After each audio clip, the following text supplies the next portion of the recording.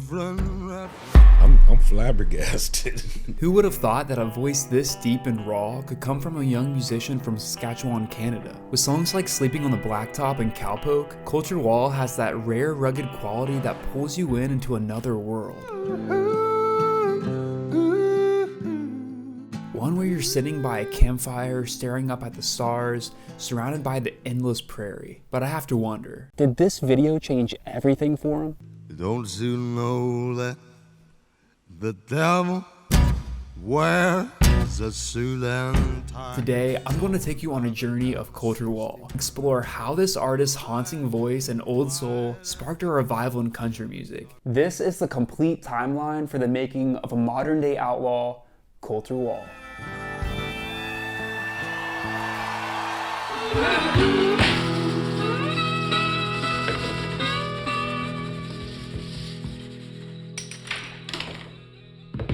Picture this, you discover a brand new country and folk artist, you see their songwriting come through, you see their authenticity and the quality of their work, but nowadays with clothing and outerwear, I feel like it's kind of hard to come by, so that's why I want to talk about Marsh Wear. Today, I'm out here in their Bottomland Nor'easter hoodie, which is actually a collaboration with Mossy Oak layered under the Wheeler field jacket. The long haul pants are built for it all, comfortable with the right amount of stretch. And lastly guys, when I first found this company, I literally wore their hat every single day.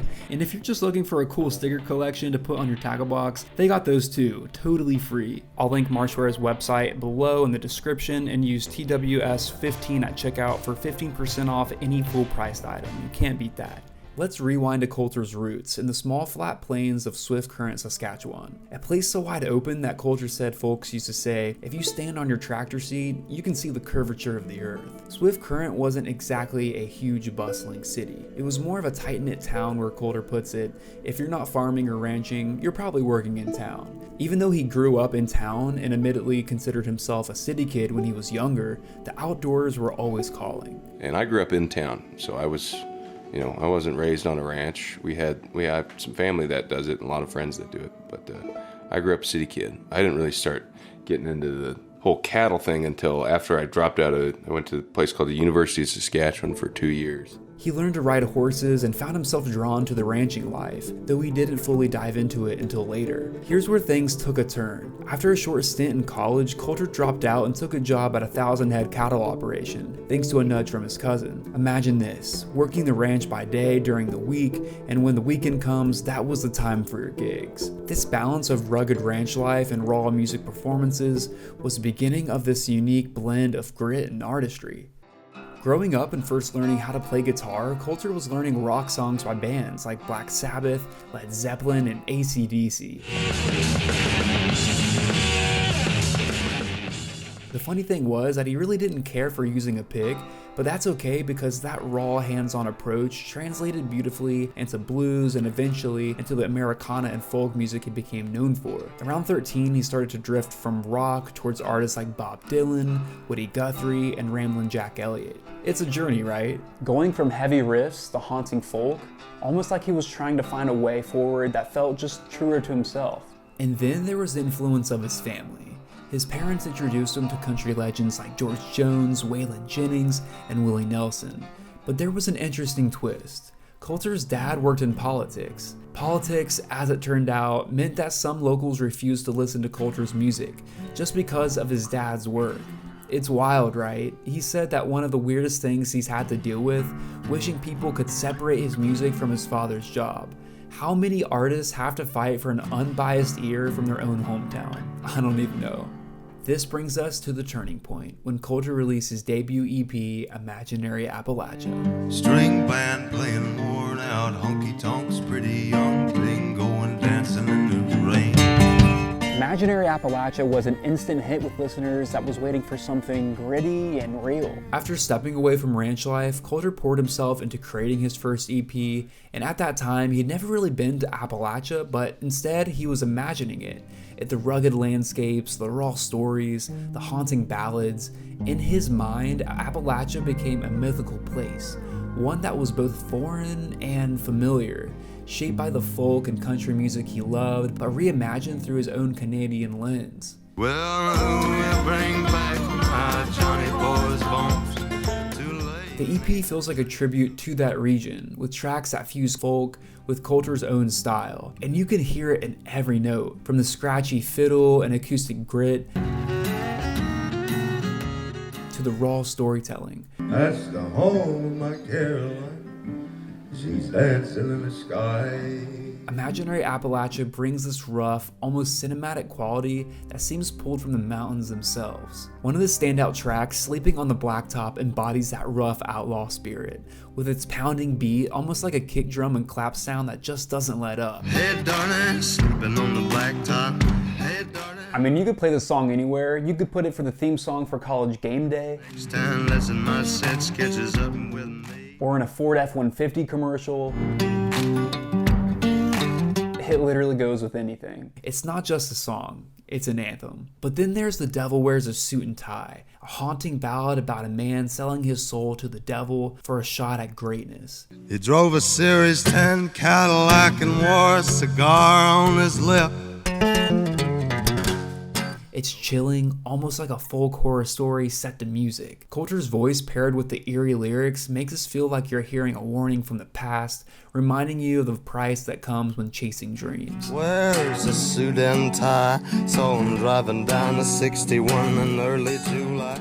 This song really catapulted his career in a way that we've never seen before, but we'll get to that later. One more song that stands out on the EP is Caroline. It's a sweet, sentimental track about the loss of a loved one. Caroline, oh Caroline, I'll be home just any old time. Colter described the writing process as almost magical, saying it felt like it shot out of the sky. The lyrics bring his imagined Appalachia to life with lines like, There's a place where the sun doth shine and the birds keep time with the pines up beyond. The song struck a deep chord with his family. When his grandma and mom heard it, they teared up, and Colter took that as a sign he'd done something right. Altogether, Imaginary Appalachia shows Colter's ability to channel both the wild and the sentimental sides of folk and country music. It's an EP that feels both deeply rooted and incredibly fresh, taking listeners on a journey through his own imagined version of the Appalachia he'd yet to see. Imaginary Appalachia didn't gain fame through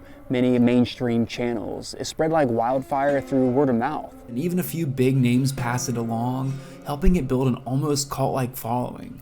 Legends like Brock Lesnar, Shooter Jennings, Margo Price, and W.B. Walker's Old Soul radio show all became vocal supporters. It was the kind of grassroots success that most artists can only dream of. But with this growing momentum came a new question for Colter.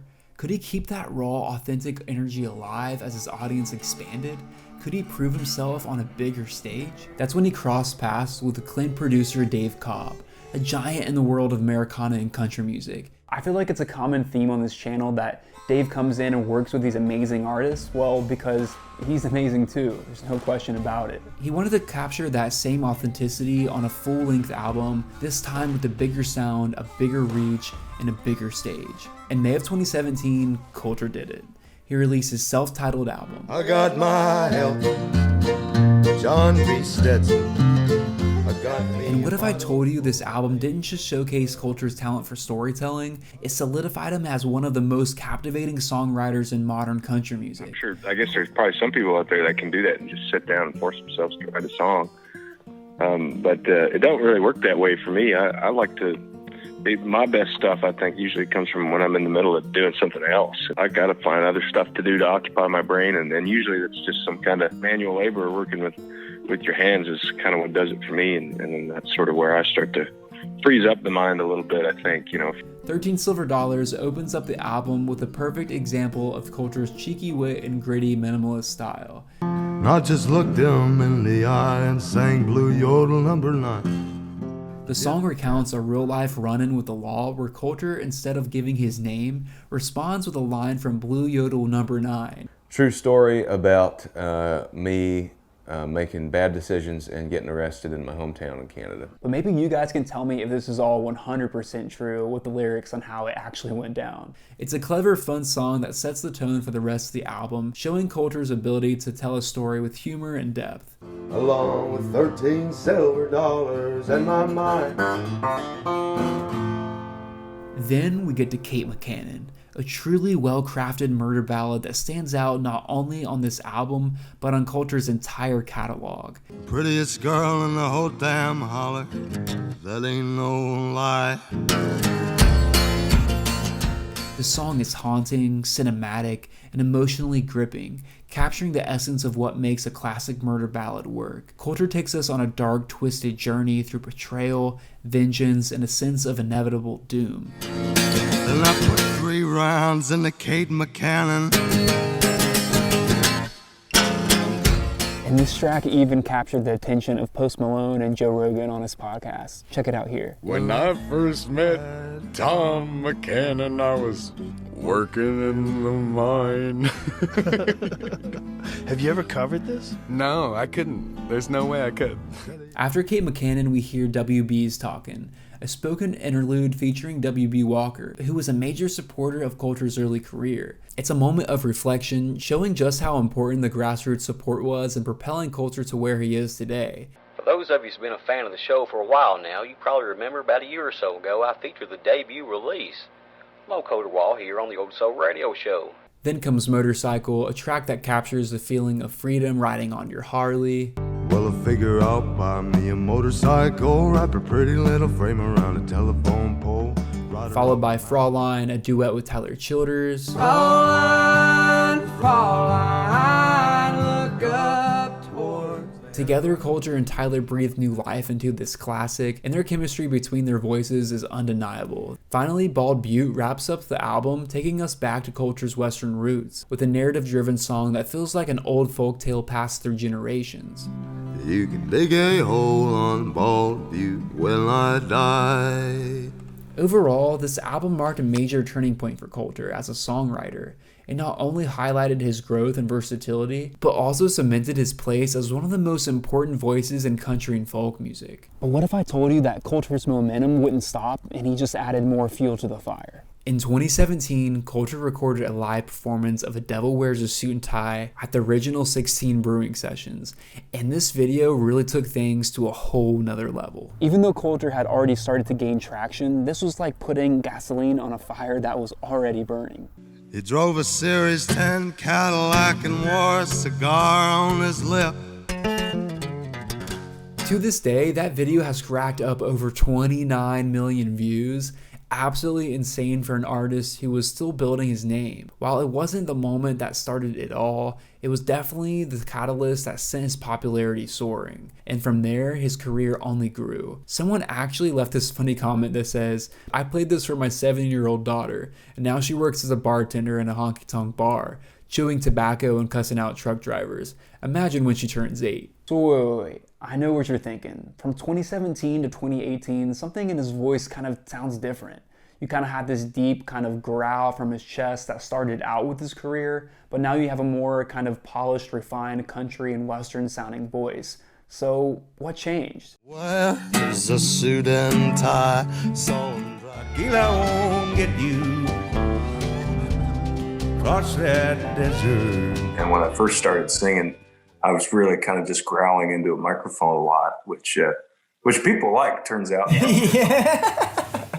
It took me some time just sort of living with it and practicing singing a lot and playing a lot of shows.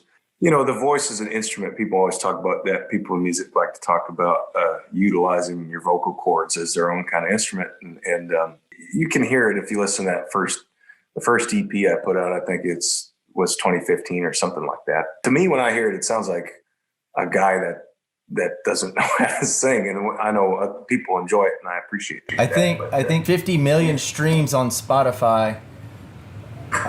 I think it's working. But now we have Songs of the Plains, and this has become one of my favorite albums. I'm not gonna lie, this is one of the reasons why, I started this channel in the first place, because I just love this Western type of sound. At first you really had, with his earlier albums, more of this dark Appalachian storytelling, lots of fiddle, but now it's more of, a vastness to the album with kind of a less instrumental type of vibe. You only have, the guitar, the harmonica, and some steel pretty much within this album. It just sounds vast, like the openness of the prairies. It's truly a piece of great work. You can feel this shift right from the opening tracks like Plains to Sea Plainsman in Saskatchewan in 1881, where Colter's stripped down style evokes a vastness and solitude that feels like the sweeping plains themselves. Longing for home, longing for home. These songs tell stories of rugged life and survival with vivid imagery like ice cold rainbow stew and a frozen plow, grounding you right there in the unforgiving landscape of the West. I've been living off ice cold rainbow stew. As the album unfolds, Colter dives deeper into the Western identity, paying tribute to the region's history and legends. Tracks like Wild Bill Hickok capture that fascination with Western folklore. The slug ripped through his auburn hair, poor Wild Bill never saw. And even his choice to cover Night Herding Song, recorded outside by a crackling campfire, shows his commitment to that raw, open bare-bones aesthetic. Ooh, ooh. It's like each song is a page in a Western storybook, soaked in dust and dirt and the grit of life on the plains. Then you come to Wild Dogs, a song that stands out for this haunting energy about it. Colter's lyrics describe running wild with a companion, living by the laws of nature, untamed and free, yet it's filled with a spine-chilling imagery that make you feel like you're sitting beside him by a fire, listening to the tale of survival and freedom. Wild dog.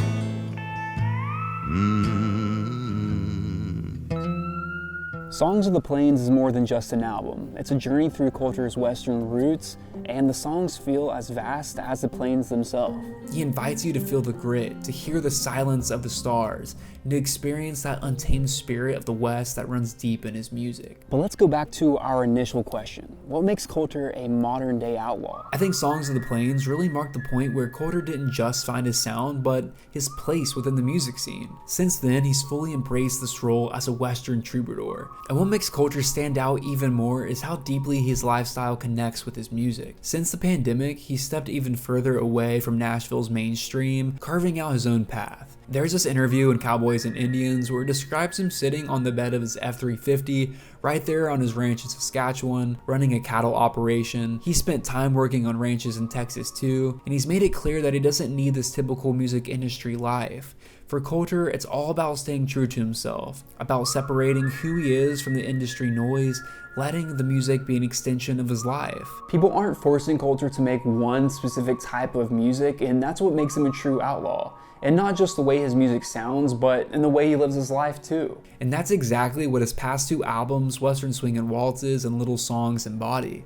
They go hand in hand with this ranching life he's built. These records aren't just songs, they're reflections of the man he's become, a modern day outlaw. Not just in music, but how he lives every day. I feel like Colter has just been on this continuous journey of refining his voice and evolving as an artist. With each album, his singing techniques feels a little bit more polished, but he's also stayed true to his roots, holding on to that raw, authentic sound. It's almost like these two albums are sequels to each other. They both bring a fuller band sound, which is a shift from the stripped down feel of Songs of the Plains. And they're recorded at the same studio, Yellow Dog in Texas, which gives them the same shared spirit. And we have to give a shout out for all the amazing musicians that have worked on these records with Colter because all of them sound great. Each album balances that bare bones classic Colter sound with tracks that are just full of life, that really stay in the country and Western lane. Like his cover of Big Iron, which is straight Western storytelling goodness. The big iron on his head.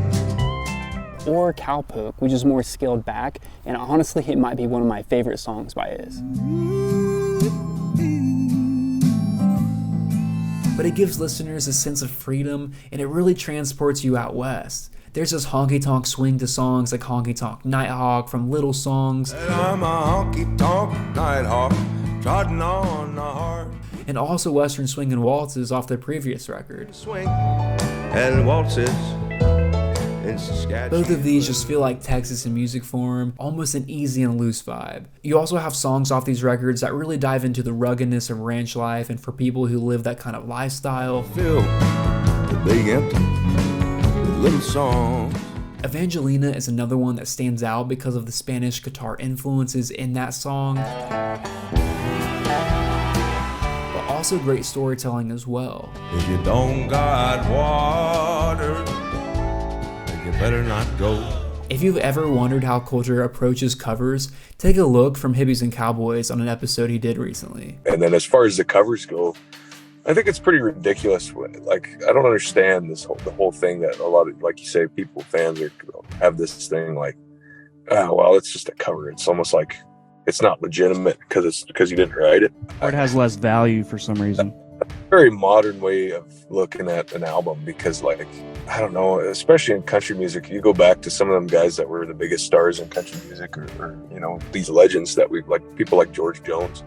George didn't really write many songs. Yeah, he did other people's songs, and I don't think there's anything wrong with that. With both original songs and covers, Colter paints a picture of life that's vast and unforgiving, but still deeply soulful. You can feel that connection to the land, to agriculture, to the stories of people who live in the thick of it. Each album works hand in hand, capturing that blend of solitude and freedom, all while showing us how far he's come as an artist. I want to share a video from my friend Bert Byler's channel about a really great point he makes. We got all these young folks making all this amazing music, but whenever these guys hit their like 30s, 40s, even 50s, and they start writing like their legendary songs that will never ever be forgotten, I think that's when he's gonna blow our minds. He's already blowing our minds. Bert's right. Colter's only in his 20s and he's already making music that resonates on a deep level. Just imagine the songs he'll be putting out decades from now when he's got even more life behind him. We might be hearing those legendary albums that only come from a lifetime of living and storytelling. Colter Wall is one of those true outlaw artists because he does things his way, without a care for trends or approval. His voice is raw and real, and it's connected with millions because it's so true to who he is. I think he'll continue to be a figure in this western country folk genre for years to come. He's also announced that he's going on tour, so definitely check him out if he's in your area, because you never know when he's going to be coming back. Colter, if you want to come to Cincinnati sometime soon, that'll definitely be sweet as well. So we've had our time around the fire, sharing stories, and it's been a pleasure. Maybe next time we'll do it for real out in the plains, but until then, I'll catch you guys in the next one. Take care.